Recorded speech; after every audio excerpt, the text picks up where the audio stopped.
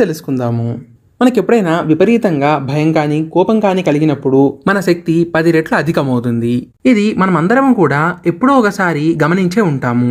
మనము ఆ సమయంలో కోపం కానీ భయంగా కానీ ఉండడం వల్ల ఆవేశంతో కుండలిని మేల్కొంటుంది. ఒకవేళ అదే కుండలిని ధ్యానంలో మేల్కొంటే కనుక మనలోని శక్తి పెరుగుతుంది. మనము కోపంతో ఎంత బరువునైనా ఎత్తగలము, ఎవరినైనా కూడా కొట్టగలిగే శక్తి వస్తుంది. ఆ సమయంలో మనలో ఉన్న యాస్ట్రల్ ఎనర్జీ బయటికి వస్తుంది. అలాగే మనం ఎప్పుడైనా ప్రాణభయంతో ఉన్నప్పుడు ఎంత దూరమైనా పరిగెట్టగలుగుతాము, అలాగే ఎంత ఎత్తైనా ఎక్కి తప్పించుకోగలుగుతాము. అదే మనము సాధారణంగా ఉన్నప్పుడు అంత వేగంగా పరిగెత్తడం కానీ ఏదైనా ఎత్తుకి ఎక్కడం కానీ చేయలేము, ఎందుకంటే మనకి అంతటి శక్తి ఉండదు.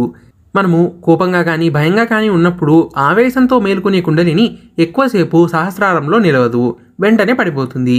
అదే కుండలిని ధ్యానంలో నెమ్మదిగా సాధన ద్వారా సహస్రారం చేరుకుంటే కుండలిని ఎక్కువసేపు అక్కడ